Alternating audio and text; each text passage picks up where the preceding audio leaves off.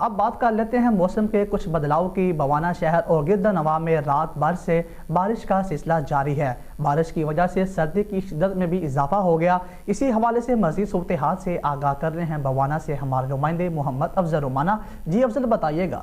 इलाकों की तरह रात भर से बवाना शहर और गिरदोनवा में बारिश का सिलसिला जो है वो जारी है। बारिश की वजह से सर्दी की शिद्दत में जो है वो इजाफा हो गया है। बारिश की वजह से कई इलाकों से जो है वो बिजली गायब है। रात भर से सड़कें और जो गलियां हैं वो नहर का मंजर पेश करने लगी हैं, जिसकी वजह से ट्रैफिक की रवानी जो है वो शदीद मुतासर हो रही है। अगर यहाँ पर बात की जाए इंतज़ामिया की, तो इंतज़ामिया का ये दावा है रात भर से मुख्तलिफ टीमें जो है वो पानी निकालने का काम जारी रखे हुए हैं और जल्द जो है वो सूरत हाल मामूल पर आ जाएगी। इसके साथ साथ जो काले बादल हैं वो अभी भी आसमान पर छाए हुए हैं। महकमा मौसमियात के मुताबिक दर्जा हरारत में जो है वो मज़ीद कमी का इम्कान है। जी बहुत शुक्रिया अफजल रोमाना तफसीलात से आगाह करने के लिए।